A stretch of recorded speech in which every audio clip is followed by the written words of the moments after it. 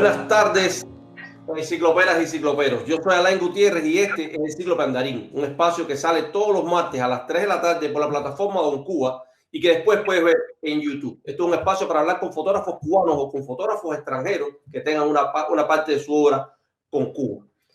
Hoy tengo de invitada, y ya no es un secreto, a Maylin Pérez Parrado, curadora, historiadora del arte, cofundadora de la Fototeca de Panamá, excelente persona y que yo estoy seguro que ustedes siguen, muchos de ustedes siguen en Instagram.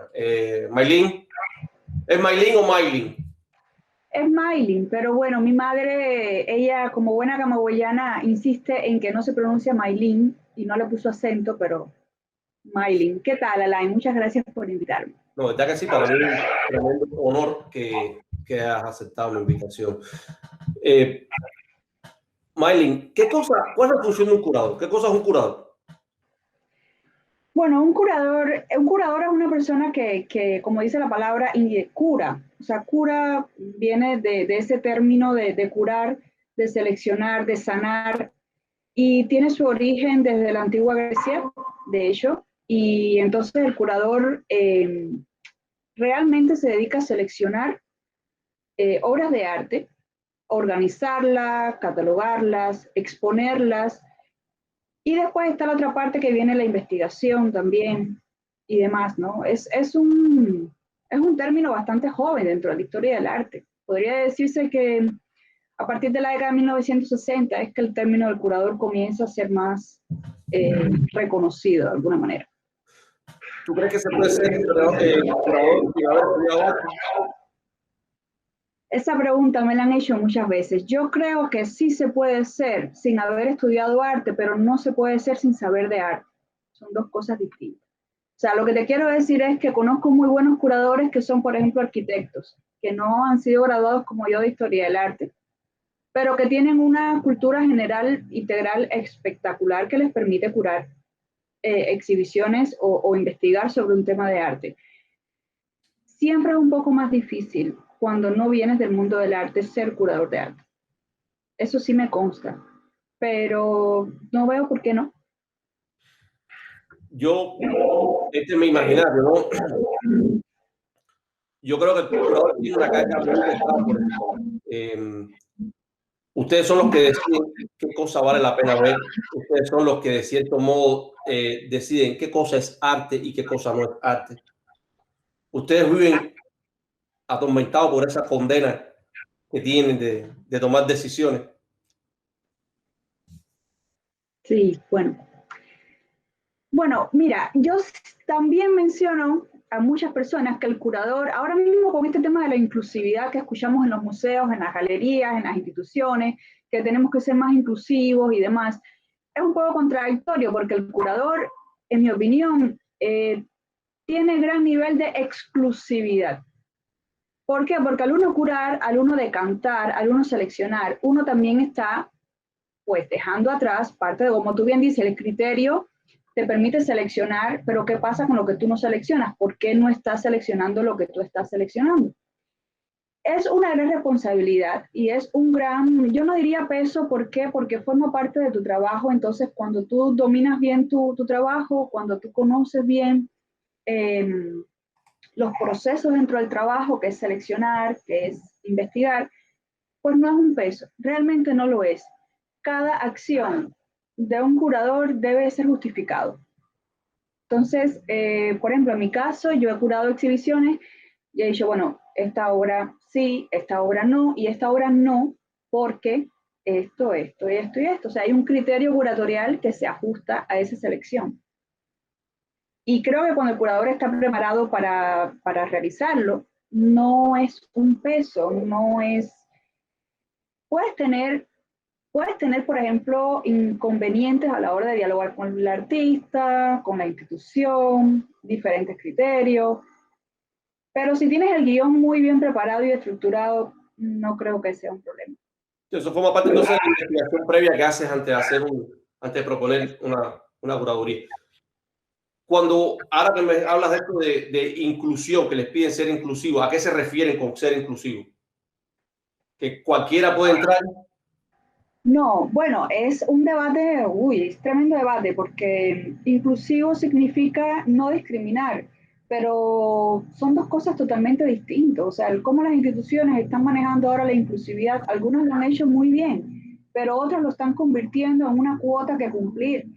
Y te estoy hablando desde cuota de género, de la racialidad, de la misma disciplina artística, por ejemplo. Muchos museos, instituciones necesitan una cuota que cumplir. Digo, 2 mujeres por año, 3 personas de color negro, 2 asiáticos y una latina. Eso suena Eso, discriminatorio. eso suena discriminatorio, exactamente. Y no nos estamos dando cuenta que no todas, pero muchas instituciones están tratando de ser inclusivos, mostrando este tipo de diversidad cuando realmente no es un proceso espontáneo, no es un proceso que debe de ser, en mi opinión, eh, circular, espontáneo, con un gran peso de responsabilidad social después. Hay muchos factores y es un tema muy delicado, porque una vez que uno lo menciona, puede tener hasta connotaciones o interpretaciones racistas cuando, o sea, para nada, pero es un tema muy delicado. Tú sabes que esta pregunta que estamos respondiendo ahora me lleva a una pregunta que tenía para más adelante, pero que yo creo que viene muy bien ahora mismo hacértela. Y es una pregunta que envía Rainy Silvestre desde Miami, un fotógrafo que estuvo aquí en el programa anteriormente. Y él te preguntaba cuál crees tú que debe ser la función de los museos con vista al futuro y qué deberían hacer estas instituciones para ser más asequibles a los artistas emergentes. O sea, creo que viene también por esta parte de la inclusividad. Sí, bueno, yo también conozco a Rainy, extraordinario fotógrafo. Eh, Mira, yo hace más de un año lancé un proyecto que se llama Museum to Artists, que un poco para estimular el pensamiento crítico sobre los museos a través de los artistas. Lo hice en Panamá y lo mandé a una bienal y está siendo aceptado, así que está muy interesante los resultados. Pero con esto lo que te quiero decir es que muchas veces tendemos a dar responsabilidades a las instituciones sin saber realmente a fondo cómo funcionan las instituciones. Eso por una parte los artistas.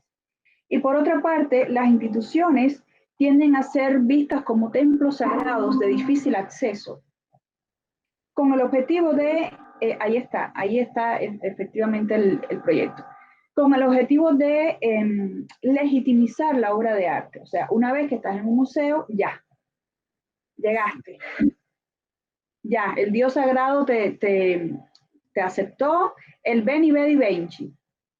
Entonces, es un gran riesgo, es un gran riesgo, pero volviendo a la pregunta de Rainy, hay mucho por hacer en el mundo del arte, muchísimo por hacer en el mundo del arte contemporáneo y mucho por hacer con la fotografía. Yo no creo que los museos tienen una obligación, por llamarlo de alguna manera, para con los artistas, porque hay museos que vienen de fundaciones públicas, fundaciones privadas, diferentes tipos de intereses, diferentes objetivos. Yo lo que sí creo que, por ejemplo, los museos deben tener un departamento que se encargue precisamente de estudiar el arte emergente.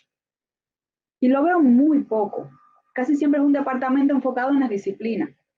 Pero dentro de esas disciplinas hay nuevos artistas que vienen, que no saben. Hace poco estaba hablando con la curadora del Museo Nacional de Bellas Artes de La Habana, Laura, y yo le preguntaba a ella, pero los artistas no saben si pueden mandar siquiera un proyecto a un museo. Ni siquiera se atreven porque no está en el sitio web del museo, por ejemplo. Entonces, yo creo que primero hay que romper una gran barrera entre el museo y el artista, que es la barrera de la comunicación. El museo no se comunica con el artista, el museo se comunica con un público en general, que una parte le da ingresos económicos porque cobra la entrada, y otra parte le da visibilidad, pero realmente yo no creo que haya una comunicación con un énfasis directo. ¿Tú crees que ese tipo de comunicación podría ser, no sé, a través de encuestas o vamos a hacer un censo de quienes están trabajando o o acceso a alguien que se dedique dentro de la misma institución a hacer investigaciones dentro de las redes sociales y ver quiénes están emergiendo, o quizás talleres. Son esas maneras de los museos de comunicarse con los artistas emergentes. Sí, yo creo que sí. Por ejemplo, una buena manera, como yo te decía, crear un departamento con curadores, con asesores del museo, para saber, bueno, a este artista emergente vamos a darle seguimiento, porque tiene una obra interesante, relevante. No es que todo el mundo va a ir, o sea, puede estar en el museo porque el museo tiene como institución criterios establecidos. Pero yo sí creo que es momento de crear estrategias, repensar esas estrategias nuevas para incorporar artistas nuevos a las colecciones o a las actividades. Así que el Museo del Futuro yo quisiera que fuera un poco más, fíjate, más estructurado. ¿En qué sentido? En el sentido de que yo creo que los museos tienen muchos departamentos, pero eso no significa estructurado, eso significa dogmatizados.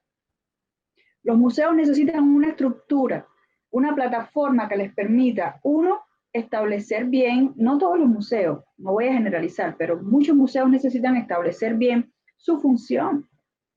¿Cuál es la función nuestra? ¿Cómo lo vamos a lograr? E incorporar personal también con capacidad por encima de cualquier tipo de tipologías. ¿Qué cosa te llevó a La Habana? ¿Y por qué la fotografía se convierte entonces en objeto de tu estudio? Bueno, yo soy camagüeyana, pero mi padre es habanero y toda la parte de familia por parte de padre es del Vedado, así que siempre estuve, mi madre realmente fue a Camagüey a parirme y después se regresó a La Habana, entonces una parte de mi vida hasta que mis padres se separaron viví en La Habana. Entonces, por ese motivo, cuando yo decido estudiar Historia del Arte, no sé si sabes que hasta Ciego de Ávila corresponde estudiar Historia del Arte en Santiago. Y mi madre me dijo, ¿qué vas a hacer? ¿Vas a ir a Santiago o vas a ir para La Habana con tu padre? Que por cierto vive al lado de la universidad, imagínate. Y entonces yo dije, bueno, ¿sabes qué? Yo me voy para Santiago porque quiero conocer esa parte del país, quiero ver, sentir ese Caribe que dicen que hay y fui maravillosamente 5 años. Cuando me gradué, ya así pues dije, bueno, es hora de ver cómo me desarrollo profesionalmente y es allí donde decido finalmente ir para La Habana, que ya igual conocía un poco ¿Y la fotografía? La fotografía viene, mira, yo me gradué, mi tesis fue de crítica de cine. Entonces, nunca pensé en la carrera, nunca se me pasó por mi cabeza trabajar con la fotografía, ni siquiera de curadora. Yo quería ser directora de cine y guionista. Qué bien. Entonces, mi mejor amiga, que es realizadora y estudió historia del arte, yo vi que ella estaba muy en el cine, que ahora es, por cierto, la directora de Guajiros Film. Y yo dije, espérate, si Diana está haciendo esto, yo voy a hacer otra cosa, ya que somos tan buenas amigas, así cada una en su lado. Y entonces empecé, bueno, a interesarme más por las artes visuales. Llego a La Habana y no tenía trabajo. Y entonces, nada, o sea, empecé a buscar trabajo, empecé a hacer cambios de dirección, todos los cambios que tú sabes que un inmigrante debe de hacer. Y mi padre, mi familia, apoyada en mi padre, mi familia, y llegué un día a la fototeca y llegué, hola, soy Maylin, soy licenciada en Historia del Arte, me presenté, Nelson me vio, quien era director en ese momento de la fototeca, me entrevistó y me dijo, bueno, casualmente hay una vacante ahora, así que ven mañana y empezamos el proceso de entrevistas. Y allí me quedé en la fototeca. ¿Qué tiempo estuviste en la fototeca? La fototeca estuvo aproximadamente 2 años. No fue mucho, porque yo realmente había un año de lo que llamamos en Cuba servicio social. Y después que cumplí ese año, pues me quedé también con el equipo en el departamento de promoción. En el departamento de promoción. Y bueno, y ahí después también vienen otros proyectos. Me imagino que la fototeca es una experiencia tremenda, porque la fototeca tiene un caudal y unos archivos impresionantes, que desgraciadamente no todo el mundo lo sabe. ¿Te encontraste cosas sorprendentes en la fototeca de Cuba? Sí, sí, hay un material extraordinario. Lamentablemente, el estudio de la fototeca, me refiero al estudio del estudio donde están los químicos y el laboratorio, estaba en muy mal estado, pero la actual directora, por ejemplo, Lisette Ríos, ha hecho siempre un trabajo extraordinario con la colección de la fototeca. Y yo me acuerdo que para mí fue muy impactante ver los daguerrotipos, ver la obra de Joaquín Bles, que fue una obra, o sea, muy relevante para el contexto en Cuba. Y sí, me encontré muchas fotografías que tú dices, wow, obra de Corda, que no es la comúnmente. Así que nada. Hay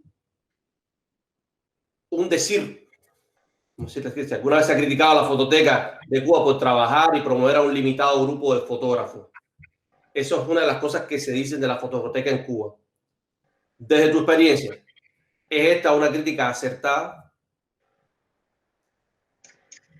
Mira, yo estuve poco tiempo, estuve 2 años, y en 2 años no lo vi así. No lo vi así. Yo debo decirte que la fototeca, y eso está en el registro de exhibiciones, la fototeca anualmente entrega un plan de exhibiciones al Ministerio de Cultura y nunca las exhibiciones, para ponerte un ejemplo, las exhibiciones con fotógrafos extranjeros pueden superar a las exhibiciones que hacemos con fotógrafos locales. Entonces, ahí está, hay que ir a la fuente para realmente verificar. Mira, Alain, ¿sabes qué sucede? Que en Cuba no hay muchos espacios para promover la fotografía. Y hay una sed muy grande porque hay una producción que cada vez se va incrementando.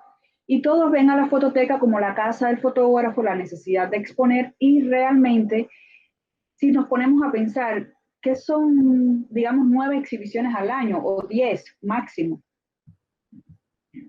es nada. Es nada para todo, o sea, pongámonos un poco a pensar en la cantidad de fotógrafos que hay en el país. Eh, También es por generaciones, también es por temáticas. Hay muchas cosas que influyen para exponer en la fototeca de Cuba. Yo lo que, por ejemplo, una de las cosas que disfrutaba mucho era el coloquio de noviembre fotográfico y las becas de creación. Siempre me pareció muy relevante el apoyo al fotógrafo de esa manera. Sí, Noviembre Fotográfico siempre fue un evento que los fotógrafos esperaban porque tenían la posibilidad de ver gente nueva y exhibiciones de gente ya consagrada. Yo creo que una de las cosas que también la gente espera de una institución como la Fototeca de Cuba es que haya otro tipo de eventos más educativos, más talleres. Es lo que tú decías, más comunicación hacia los nobles. Evidentemente, los fotógrafos somos personajes, por así decirlo, somos artistas que siempre queremos un poco más, bueno, como todo el mundo. Y es una profesión muy competitiva, Total. porque tú ves lo que hace el otro y tú dices, pero eso lo pude haber hecho yo. Es cruel muchas veces. Hay que quitar también los artistas, tenemos que quitarnos también ese lastre de que yo soy mejor que tú y entender de que tú y yo somos diferentes. Quizás que se No, hace eso lo que haya hecho. Fuiste también de la fototeca, tuviste la oportunidad de ahí ser parte del equipo de trabajo de Fábrica de Arte Cubano. Cuéntame esa experiencia. ¿Fue diferente a trabajar en la fototeca? ¿Tenías otra dinámica de trabajo dentro de la Fábrica de Arte, a pesar de que eras una curadora también? totalmente. Totalmente. La fábrica comenzó, tuve el placer de iniciar el proyecto desde cero. Digo de iniciar desde que la fábrica estaba todavía en construcción y X empezó a reunir en el equipo y se empezó a lograr un equipo enorme de trabajo. Y Nelson Ramírez, que ya me conocía trabajando en la fototeca, llega, se reúne conmigo y me dice, estoy involucrado en un nuevo proyecto, se llama Fábrica Arte Cubano, y me gustaría pues que también formaras parte del proyecto de la Fábrica de Arte, porque ya veo cómo tú trabajas. Fue extraordinario, muy novedoso y sí fue muy diferente a mi trabajo en la Fototeca de Cuba, sobre todo porque ya implicaba un concepto más de galería, un concepto más de comercialización de las obras, por ejemplo, de entretenimiento, porque bueno, la fábrica tiene este concepto de entretenimiento también, de una dinámica totalmente distinta porque se recibían más clientes, coleccionistas, se hacían actividades educativas. No sé si ahora yo creo que todavía se hacen, pero te estoy hablando del 2014. 2013, 2014, se hacían actividades educativas en aquel entonces, pero también había un énfasis de vender la obra para tener una ganancia y para los artistas y demás. Mira, te voy a hacer una anécdota. Yo nunca había vendido una obra de arte. Había estudiado un poco sobre el mercado, pero en Cuba lo que estudiamos del mercado es muy limitado, es una burbuja. Y yo me acuerdo que un día yo estaba montando una exhibición y ahí habían obras de René Peña. René Peña con sus obras extraordinarias. Y ese mismo día que monté la exhibición fueron unos coleccionistas de Estados Unidos y ese mismo día vendí una obra, la primera obra que yo vendí en mi vida fue una fotografía de René Peña.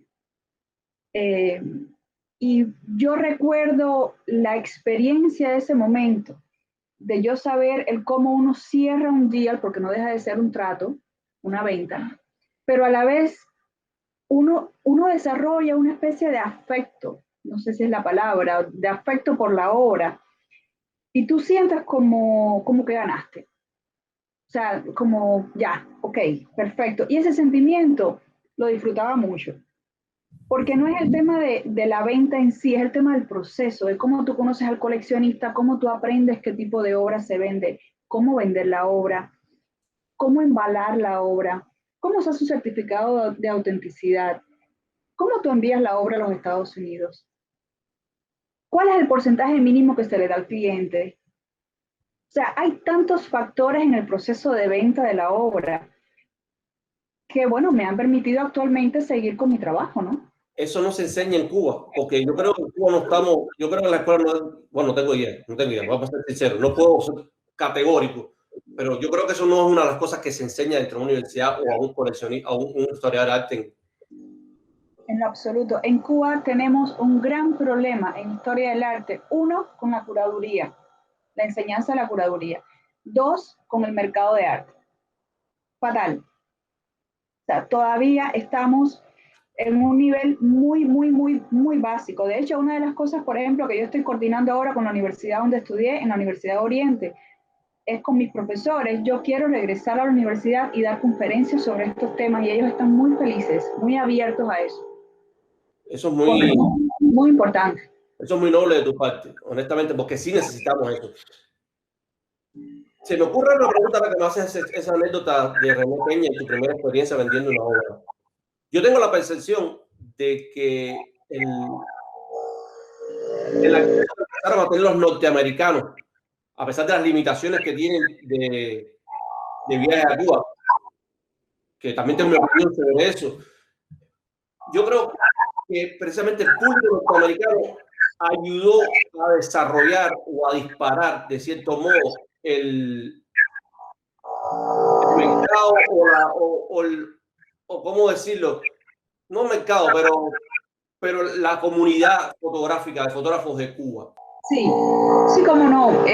Mira, Estados Unidos siempre ha estado vinculada con Cuba de muchas maneras a través de fundaciones culturales, diversos coleccionistas, las instituciones. Durante la Bienal van hasta los curadores del MoMA, porque la gente no lo sabe. Pero Estados Unidos siempre ha estado presente en la vida cultural cubana, incidiendo en su desarrollo y en su consumo. No olvidemos que Estados Unidos es el país número 1 que controla el mercado de arte mundial.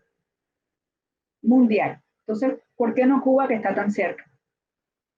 Y sí, o sea, ha cambiado mucho el tema con la fotografía, pero también, Alain, en el acceso tecnológico. Yo he visto mucha evolución de los fotógrafos cubanos dentro de Cuba gracias a la solidaridad de muchas personas de Estados Unidos llevando también cámaras, porque la fotografía, gran parte de su cuestión, de su avance, es la tecnología. Y a mí, por ejemplo, siempre me resultó extraordinario ver ese tipo de solidaridad, ese intercambio, más allá de una venta de una obra, por ejemplo. Vamos a volver otra vez al tema fototeca, porque tú eres una de las fundadoras de la fototeca de Panamá. Así es. Una extraordinaria, una cubana viaja a Panamá a fundar una fototeca. ¿Cómo sucedió eso? ¿Por qué surge una fototeca en Panamá?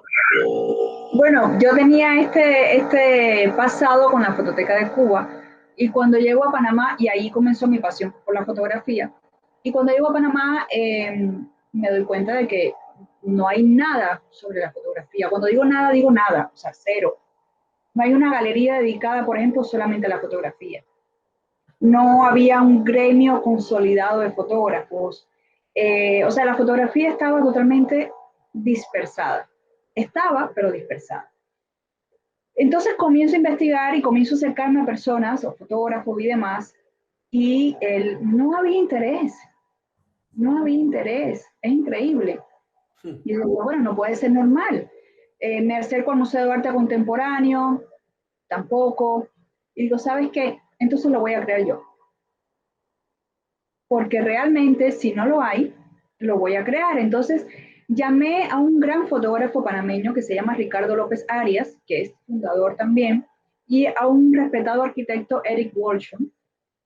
Y son personas ya, no les voy a decir adultos, son personas ya mayores, Con experiencia. con experiencia, y les encantó la idea, nos reunimos y empezamos a trabajar en equipo y creamos lo hicimos legalmente porque lleva muchos pasos, o sea, hacer una fundación, ministerios, dinero, papeles y demás. Pero bueno, lo hicimos y creamos la primera fototeca del país con una sede muy pequeña todavía y gracias a esfuerzos privados, realmente. Todo esto ha sido iniciativa privada. Actualmente me encuentro en una negociación con el Ministerio de Cultura de Panamá para el reconocimiento oficial de la fototeca y creo que va a ser posible. Espérate. La fototeca está creada como una institución, pero no una institución estatal. Para nosotros para nosotros que somos cubanos, nos puede resultar complicado entender esto. ¿Puedes traducírmelo? Te lo voy a traducir. Una galería, pero no vendemos. O sea, es una iniciativa privada. La fototeca de Panamá es una iniciativa privada y ustedes están tratando, negociando de que el gobierno la reconozca y forme a ser parte de las instituciones culturales del país o reconocida por el Ministerio de Cultura. Nos interesa que se reconozca, pero que no forme parte. ¿Por qué? Porque nos interesa tener autonomía. Y entonces es un proceso delicado en el cual yo he venido aprendiendo mucho también sobre cómo crear una institución. Es un proceso, lleva mucho tiempo, lleva mucho esfuerzo, leyes, reglamentos, cada país tiene sus propias leyes, por ejemplo, hacer una junta directiva. Todo tiene que estar en estatutos, abogados, permisos, todo ese proceso en el 2018 lo pasamos. Y actualmente el ministro de Cultura está súper impresionado en Panamá y bueno, estoy ahora enviándole todas las pruebas, tenemos que demostrar nuestras actividades para que entonces nos den un papel como un reconocimiento que efectivamente somos una fototeca legal e institucional en el país avalada por el Ministerio de Cultura. Esto no quiere decir que el Ministerio de Cultura nos vaya a dar una sede y esto no quiere decir que el Ministerio de Cultura nos vaya a dar fondos, pero sí nos da un reconocimiento que podemos usar tal vez para futuros proyectos o futuras relaciones con otras fototecas. Los fondos que estamos ahora en estos procesos vienen privados. Sigue siendo miembro de la dirección de la fototeca. En algún momento fuiste la directora. Yo actualmente soy la directora. Eres hoy la directora de de la Fototeca de Panamá. Sí, yo soy directora, soy fundadora y estoy ahora en trámites de ser miembro de la junta directiva también.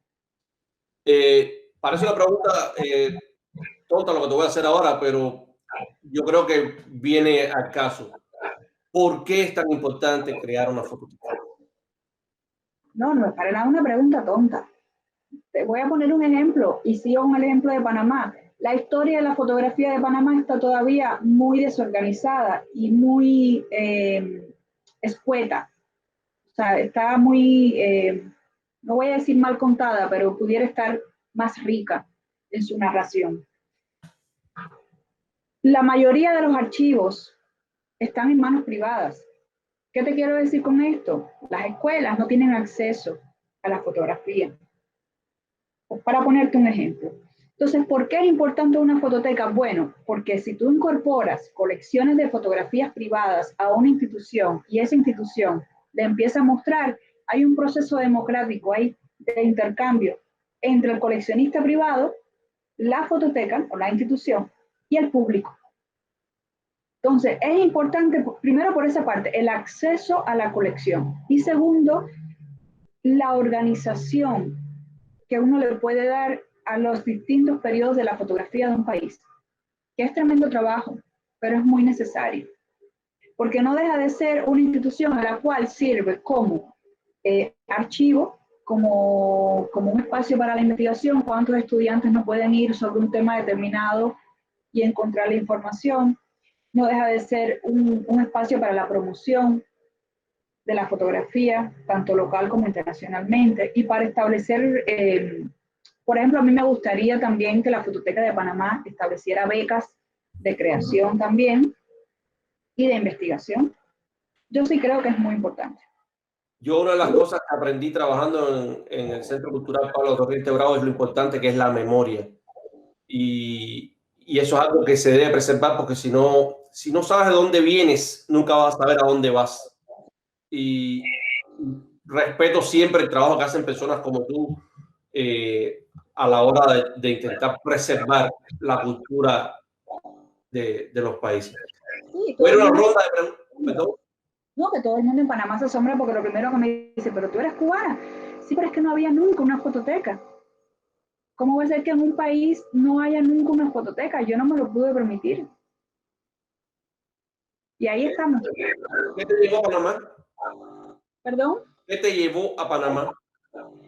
Cuestiones de la vida privada, o sea, mi familia, parte de mi familia tenía ya sus negocios y su vida y pues siempre hemos estado entre Panamá, Holanda y La Habana, porque realmente nunca he perdido esa conexión, más bien he aprovechado estas tres circunstancias para poder desarrollar mi trabajo. Te voy a decir una cosa, eres muy joven y eres indetenible. En serio, es admirable lo que haces. Voy a ir a una ronda de preguntas que me han enviado al Instagram, desde el Instagram, y voy a empezar con una de Jorge Pérez, mi primer entrevistado en el Cíclope y fotógrafo cubano que vive en Miami. Dice, ¿qué cualidades debería tener un proyecto fotográfico para hacer una obra relevante? Mucho, mucho, porque mira, yo creo que todo parte de la investigación. El fotógrafo también es un investigador visual que genera contenido y que genera información. Entonces, no es solamente la calidad formal de la obra, sino la investigación. ¿Y cómo tú presentas eso en un proyecto? Tienes que hacerlo de alguna manera atractivamente intelectual. Que también tú digas, bueno, yo estoy dando esto, estoy ofreciendo esto, pero ¿cuál es la importancia realmente? Porque, por ejemplo, yo veo obras que pueden ser muy buenas y que artísticamente tú digas, wow, qué contenido, pero después, para el tipo de proyectos que yo desarrollo, no me funcionan, porque se quedan en esa parte un poco más estética. Y a veces uno como curador, depende de la naturaleza del proyecto, necesita obras que generen más conflicto, que generen más confrontación con el público, para poner un ejemplo, o que narren una historia o un cuento específico, que por eso es que el fotoperiodismo es también tan importante en ocasiones cuando se hace bien. Es muy relativo, pero básicamente yo diría que es la investigación. El fotógrafo debe investigar. Ok, yo siempre he tenido esta duda o conflicto conmigo mismo, y una vez se lo pregunté a Harley Fernández, que también estuvo en el programa. Realmente lo que compran, estoy hablando, el compran es la palabra para expresarlo, ¿no? Lo que compran es la parte investigativa, el texto que lo acompaña, esa parte linda y, como tú lo dices, intelectualmente atractiva para decir de qué va tu proyecto o el proyecto o la calidad de la imagen misma. Tiene que ser un matrimonio perfecto. Si no, no funciona. Hay muchos museos que adquieren obras nada más por el nombre del artista. Pero también hay nombres que se han ganado su reputación muy bien por toda la trayectoria que tienen. Hay otros espacios que son más atrevidos y necesitan hablar sobre un tema y los curadores buscan fotógrafos específicos que desarrollan ese tema. Entonces hay diferentes maneras a la hora de uno mostrar el trabajo de un fotógrafo. Yo lo que creo es que todo debe de ser justificado y todo debe de ser coordinado, sinceramente, no buscando un reconocimiento determinado por algo. Por ejemplo, lo que es trends, que a mí me crea mucho conflicto y lo veo mucho en Instagram. Tú ves luego fotógrafos que tienen miles de seguidores y después yo conozco otros fotógrafos que no tienen miles de seguidores, pero forman parte del Guggenheim, del MoMA, de la Fototeca en París. Tienen otro sistema de, o sea, ser exitoso en las redes sociales no significa ser exitoso realmente en la cotidianidad, en tu trabajo. Y yo creo que, bueno, las instituciones tienen una responsabilidad con todo su equipo de trabajo de visibilizar y diferenciar esos trabajos. Totalmente. Es bueno que digas esto. Primero, lo que has hablado hasta ahora mismo también responde a la pregunta de David López de Matanza. Pero esto también que me estás diciendo ahora mismo de las redes sociales, yo sé que muchos fotógrafos cubanos, puede que sea no solamente cubanos, el mundo entero, que tienen este conflicto de que no tienen suficientes seguidores. Sin embargo, su obra, y realmente lo es muy superior a otros que tienen un montón, contados por miles de seguidores. Y es interesante que sepan realmente lo que estás diciendo, de que ser exitoso en una red social no para nada es una marca es un rasero de qué calidad tiene tu trabajo. Absolutamente. ¿Cómo le vas a creer un algoritmo? O sea, ¿cómo le vas a creer una red social donde hay lo mismo, o sea, donde mismo se puede comprar los seguidores o sea, para mí es un poco, la palabra es absurda e ingenua pensar que porque un artista, que no aplica a todos, hay artistas que tienen miles porque realmente son buenos, pero hay muchos artistas y fotógrafos que tienen miles porque lo han comprado, porque, porque la obra de ellos atrae a este tipo de público, o sea, cantidad no es calidad, absolutamente no. Tú sabes, Adrián, otro fotógrafo cubano que ha mandado preguntas, tenía este mismo conflicto de decir cuál cree usted que ha sido el impacto de las redes sociales en el arte y en especial de la fotografía. Si crees que lo ha desarrollado como expresión artística o lo ha rebajado a algo común. No, yo no creo que la ha rebajado, yo no creo. Realmente, mira, yo soy una persona que me gusta ir a la par de la tecnología. O sea, me gusta estudiar, analizar, sin censurar. Yo creo que he dado oportunidad porque yo misma lo veo a diario. Yo conozco muchos fotógrafos actualmente a través de las redes sociales.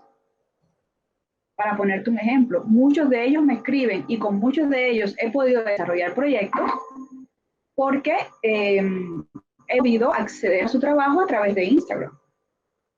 Entonces, la visibilidad y la promoción del trabajo nunca está de más. Simplemente es entender cómo usar la red social para promocionar tu trabajo y cómo la fotografía puede ser entendida a partir de la red social. Entonces, ya cuando el fotógrafo lo ve, son dos cosas distintas.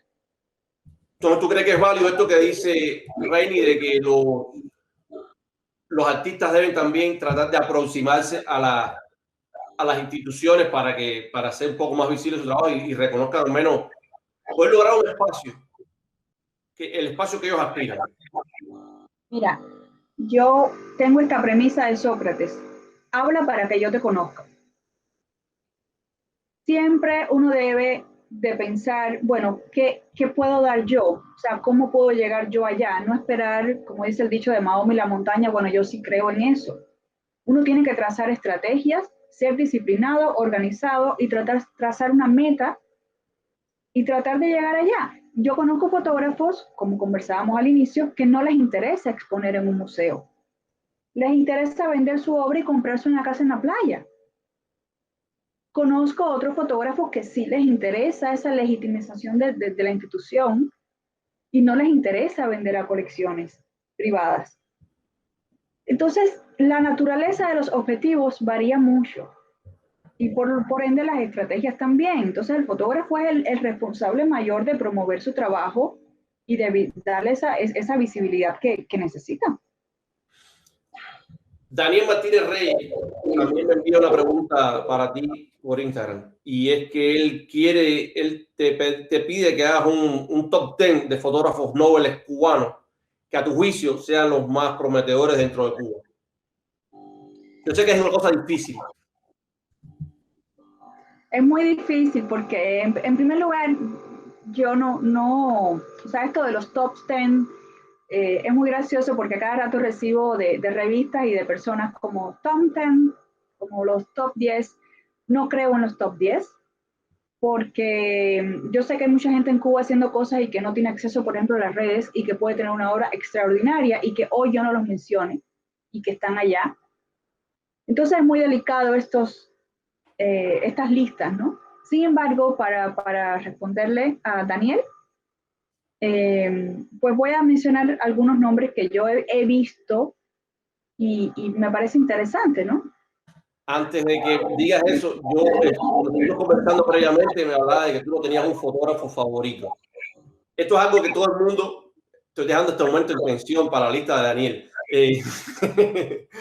Yo sé que eso es algo que todo el mundo acostumbra a preguntar. ¿Cuál es tu fotógrafo favorito? Para ti, ¿quién es el mejor? ¿Tienes un fotógrafo favorito? No lo tengo, no lo tengo. Para mí, yo lo mismo suspiro con una foto de Graciela Iturbide, como te decía, que me estremezco con una de las de Salgado. Voy a mencionar un poquito de los latinoamericanos. Que claro, o sea, tú ves a Bresson y tú dices, oh, wow, ok. Pero yo no tengo un fotógrafo, o sea, sí, tú ves a Ansel Adams y dices, ok, wow, Ansel Adams, o tú ves Dorotea, y, en fin, hay mucho todavía por descubrir y mucho por dejarse sorprender y limitarse a uno solo a decir, no, yo no te lo podría decir, no lo tengo. Tú sabes que me hace sentir muy bien porque yo comparto ese sentimiento contigo. Entonces ahora ya me siento que no estoy solo. Y entonces No. te voy a escuchar en un momento, ¿no? Maylin dice esto, que yo lo voy a decir. Ok, vamos entonces al top 10 de Daniel Martínez. Sí, bueno, aquí yo hice una lista porque los nombres igual yo te comentaba que se me olvidaban, pero yo he visto el trabajo, por ejemplo, de Evelyn Sosa, que me parece que es muy interesante. Daniel Martínez, que es camagüeyano también, está generando una obra también atractiva. Bueno, May Reguera, que ha cambiado mucho la percepción de la fotografía de moda en Cuba, me parece que lo ha hecho muy bien, algo que es muy escaso en Cuba. Ailén Maleta, tiene una obra también que me parece interesante. Isabel Rodríguez. Voy a mencionar a Paola Fiterre, que ella está en Nueva York, pero es una fotógrafa cubana, cuya obra a mí en estos momentos me parece extraordinaria, la obra de Paola. Monique Molinet, bueno, Monique. O sea, la pistola de Monique, que la conocemos, que está en México, pero igual sigue en Cuba. Juan Cruz Rodríguez, que es un fotógrafo que me considero que tiene una obra también muy, muy importante. Pablo Moreira y Leo de la O. Son 10 nombres que he mencionado. Por favor, no se lo tomen tan en serio. Realmente son nombres y he tenido acceso a la obra de ellos a través de las redes sociales, exceptuando, por ejemplo, a Juan, que le curé una exhibición, que ya trabajamos, y a Mike, que la conozco, y a Monique. Pero a los demás son obras que veo. Hay muchos fotógrafos jóvenes, porque, ojo, o sea, jóvenes, no tan jóvenes, ¿cuál es el límite? No está, realmente. Y ya, o sea, porque las listas a mí no me gustan. Hace bien. Yo sé que podríamos seguir conversando un montón, pero todo tiene su límite y Internet es cruel. La gente no te... Aunque estoy muy contento y lo digo aquí, que sé que descargan el programa en Cuba y se lo comparten entre los fotógrafos, cosa que me hace sentir muy bien, creo. Maravilla. Sí, sí, y además, este no es un programa para yo sentirme, este es un programa para dejar un testimonio de la fotografía en Cuba contemporánea, de lo que está pasando, y es algo para todos, no es una cosa que, y me hace sentir muy bien porque sé que entonces van a ir conociéndose entre todos. Quisiera preguntarte algo antes de despedir el programa, y es que yo sé que tú has estado vinculado a un montón de proyectos y exhibiciones. Para ti, ¿cuál sería un medidor de tu éxito en la gestión cultural? En la gestión cultural, mira, yo creo que la Fototeca de Panamá ha sido un gran paso en mi vida profesional, en mi gestión cultural. O sea, crear la primera fototeca de un país no es nada fácil, y aún sigo y seguimos, pero estoy muy feliz con los resultados. Y sí, exhibiciones varias, pero esta fototeca es como un gran triunfo, realmente. Óyeme, muchísimas gracias, Maylin, como dice tu mamá, que no lleva acento. Muchísimas gracias, Maylin, por haber aceptado la invitación, por haber estado con nosotros hoy aquí y haber compartido tus ideas y que la gente aprenda, como he aprendido yo. Espero que las personas vean nuestro programa, comenten, pueden enviarle las redes sociales de Maylin, están aquí en el video, pueden comentarle, pueden escribirle, pueden hacerle preguntas, yo estoy seguro que ella va a estar feliz de contestarla. Nos vemos entonces, recuerden, yo soy Alain Gutiérrez, este es el Ciclo Pandarín, este es un espacio que sale todos los martes a las 3 de la tarde por la plataforma de Cuba y que después puedes ver en YouTube. Nos vemos entonces en la próxima aventura.